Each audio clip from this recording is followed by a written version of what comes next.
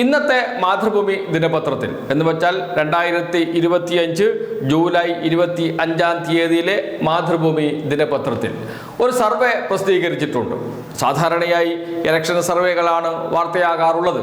എന്നാൽ ഇലക്ഷൻ സർവേയെ പോലെ തന്നെ പ്രാധാന്യമുള്ളത് തന്നെയാണ് മാതൃഭൂമി പുറത്തുവിട്ട ഈ സർവേ റിപ്പോർട്ട്. ഒരു കൊല്ലമായി വയനാട് ദുരന്തം കഴിഞ്ഞിട്ടും, ഒരു കൊല്ലമായി എന്ന് വെച്ചാൽ ഇനി ഏതാനും ദിവസങ്ങൾ മാത്രമേ ബാക്കിയുള്ളൂ. കൃത്യമായി പറഞ്ഞാൽ 4 ദിവസം മാത്രം. ദുരിതാശ്വാസ പ്രവർത്തനങ്ങൾ എവിടെയെത്തി? പുനരധിവാസ പ്രവർത്തനങ്ങൾ എവിടെയെത്തി? ഇതേക്കുറിച്ചാണ് സർവേ. ഈ സർവേയിൽ പങ്കെടുത്ത 55.2% ആളുകളും സർക്കാരിൻ്റെ പ്രവർത്തനങ്ങളിൽ തൃപ്തി രേഖപ്പെടുത്തി, പൂർണ്ണ തൃപ്തി രേഖപ്പെടുത്തി. 55.2%. അതോടൊപ്പം സർക്കാരിൻ്റെ പ്രവർത്തനം ശരാശരി മാത്രമാണ് എന്ന് പറഞ്ഞവരുമുണ്ട്. ശരാശരി എന്ന് വെച്ചാൽ മോശമല്ല എന്ന് നമുക്ക് വിലയിരുത്താം. അങ്ങനെ വരുമ്പോൾ 22.6% ഈ അഭിപ്രായം രേഖപ്പെടുത്തിയത്. 22.6% പേർ. രണ്ടും കൂട്ടിയാൽ 77% വരും. എന്ന് വെച്ചാൽ ഭൂരിഭാഗവും, മഹാഭൂരിഭാഗവും സർക്കാരിൻ്റെ പ്രവർത്തനങ്ങളിൽ തൃപ്തി രേഖപ്പെടുത്തുന്നു എന്ന് നാം ആലോചിച്ച് നോക്കണം. വയനാട് പുനരധിവാസത്തെ സംബന്ധിച്ച് വലിയ ചർച്ചകൾ കേരളത്തിൽ നടന്നുകൊണ്ടിരിക്കുകയാണ്. സർക്കാരിൻ്റെ പ്രവർത്തനം പോരാ എന്നാണ് പ്രതിപക്ഷ നേതാക്കൾ പറയുന്നത്. ദുരന്തത്തിന് ഇരയായവർക്ക് സഹായം നൽകുന്നതിന് വേണ്ടി KPCC പിരിച്ച പണം എവിടെ എന്ന ചോദ്യം ഇപ്പോൾ ഉയരുന്നുണ്ട്. പ്രഖ്യാപിച്ച വീട് നിർമ്മിക്കാൻ എന്തെങ്കിലും നടപടി സ്വീകരിച്ചോ എന്ന ചോദ്യം ഉയരുന്നുണ്ട്. ഈ ചോദ്യം കോൺഗ്രസ് നേതാക്കളോട്, KPCC പ്രസിഡന്റിനോട്, പ്രതിപക്ഷ നേതാവിനോട് ഒക്കെ ചോദിക്കുമ്പോൾ നിങ്ങൾ എന്ത് ചെയ്തു, സർക്കാർ എന്ത് ചെയ്തു? 700 കോടിയോളം രൂപ കിട്ടിയിരുന്നല്ലോ സർക്കാരിന്, അത് നിങ്ങൾ ചെലവഴിച്ചോ? ഈ ചോദ്യം തിരിച്ചു ചോദിച്ച് രക്ഷപ്പെടാനാണ് KPCC നേതൃത്വം ശ്രമിക്കുന്നത്. എന്തിനേറെ പറയുന്നു, മുസ്ലിം ലീഗ് 40 കോടിയോളം രൂപ പിരിച്ചു. ഭൂമി വാങ്ങിയത് മുതൽ തട്ടിപ്പാണ്. അവിടെയും കമ്മീഷൻ, ഇവിടെയും കമ്മീഷൻ, അനങ്ങിയാൽ കമ്മീഷൻ. എന്തുകൊണ്ടാണ് സർക്കാർ പദ്ധതിയുമായി മുസ്ലിം ലീഗ് സഹകരിക്കാതിരുന്നത്? ഈ കമ്മീഷന് വേണ്ടിയിട്ടാണ്, തട്ടിപ്പ് നടത്താൻ വേണ്ടിയിട്ടാണ്. അത് തന്നെയാണ് KPCC ചെയ്തത്. എന്തുകൊണ്ടാണ് സർക്കാർ പദ്ധതികളുമായി സഹകരിക്കാതിരുന്നത്? അങ്ങനെ സഹകരിച്ചാൽ സ്വന്തം പോക്കറ്റിലേക്ക് പണം പോകില്ല എന്ന് കോൺഗ്രസ് നേതാക്കൾക്ക് അറിയാം.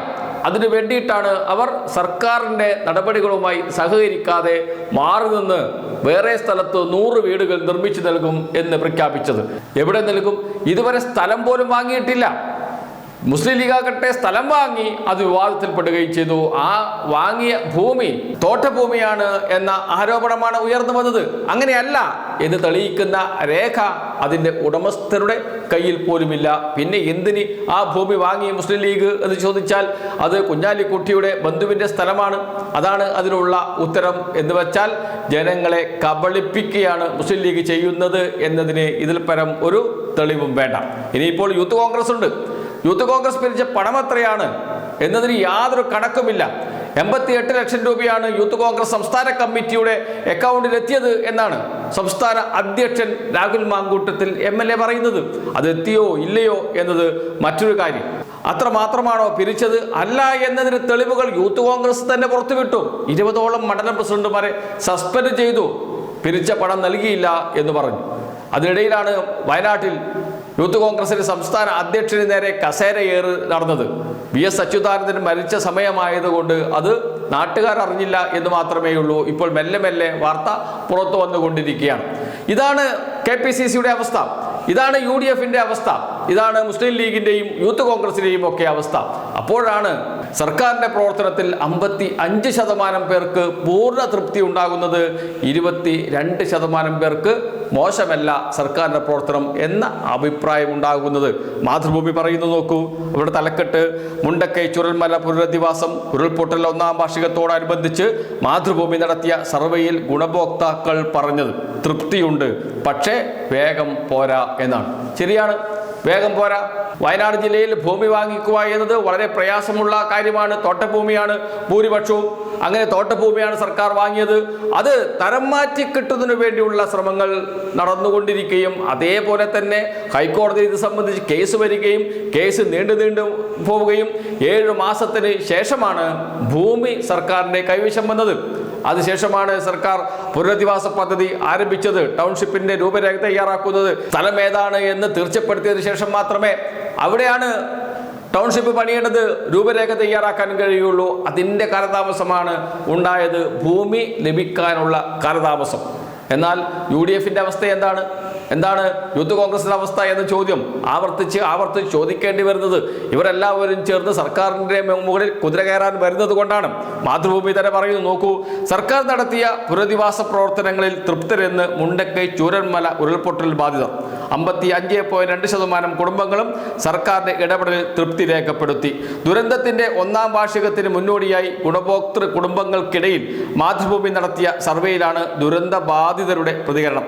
അതേസമയം പുനരധിവാസ പ്രവർത്തനങ്ങൾക്ക് വേഗം പോരാ എന്ന് 90% അഭിപ്രായപ്പെട്ടു. ടൗൺഷിപ്പ് നിർമ്മാണം വൈകിയതാണ് പ്രധാന പ്രശ്നമായി ചൂണ്ടിക്കാട്ടിയത്. ഗുണഭോക്തൃ പട്ടികയിലെ 402 കുടുംബങ്ങൾക്കിടയിലാണ് സർവേ നടത്തിയത്. 222 കുടുംബങ്ങളും സർക്കാരിന്റെ പുനരധിവാസ പ്രവർത്തനങ്ങളിൽ തൃപ്തി അറിയിച്ചു. താൽക്കാലിക പുനരധിവാസം വേഗത്തിലാക്കിയതും വാടകയും ദിനപത്തയും ഭക്ഷ്യക്കൂപ്പണും ആദ്യഘട്ടത്തിൽ വീട്ടിലേക്ക് വേണ്ട അത്യാവശ്യ സാധനങ്ങളും നൽകാനായതും അംഗീകാരം നേടി. 91 കുടുംബങ്ങൾ ശരാശരി പ്രകടനമായിരുന്നുവെന്നാണ് വിലയിരുത്തി. 77 കുടുംബങ്ങൾ തൃപ്തിയില്ലെന്ന് പറഞ്ഞു. 12 കുടുംബങ്ങൾ സർവേയോട് പ്രതികരിച്ചില്ല. ഇതാണ് വാർത്ത.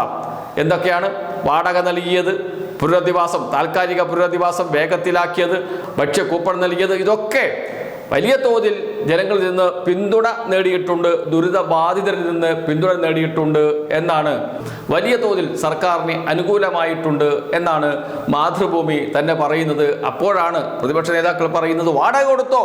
ചോദ്യം ഇതാണ്. വാടക കൃത്യമായി കൊടുക്കുന്നുണ്ട്. അപ്പോൾ ഒരു മാധ്യമപ്രവർത്തകനും പ്രതിപക്ഷ നേതാക്കളോട് ചോദിക്കുന്നില്ല വാടക കിട്ടിയില്ല എന്ന് ആരെങ്കിലും പരാതി പറയുന്നുണ്ടോ എന്ന്. അത് ചോദിക്കില്ല, ഏകപക്ഷീയമായി പറഞ്ഞു പോകും. അത് കേട്ട് മിണ്ടാതെ പോകുന്ന മാധ്യമപ്രവർത്തകരെയും നമുക്ക് കാണാം. അതിൽ മാത്രമാണ് ഇവർ രക്ഷപ്പെടുന്നത്. ആ പ്രിവിലേജിലാണ് UDF രക്ഷപ്പെടുന്നത്. അതിൻ്റെ തെളിവായി ഈ സർവേ മാറുന്നു. ഏതായാലും മാതൃഭൂമി ഇങ്ങനെ ഒരു സർവേ നടത്തിയത് നല്ല കാര്യം തന്നെയാണ്. ഈ അവസരത്തിൽ അത് ഏറെ ചർച്ച ചെയ്യപ്പെടും എന്ന കാര്യത്തിലും സംശയമേയില്ല. UDFന് വലിയ തോതിൽ അത് ഈ സർവേ തലവേദനയായി മാറും എന്ന കാര്യത്തിലും സംശയമില്ല. കാരണം UDF എന്ത് ചെയ്തു എന്ന ചോദ്യം ആവർത്തിച്ച് ചോദിച്ചുകൊണ്ടേയിരിക്കും എന്നതുകൊണ്ട് തന്നെ.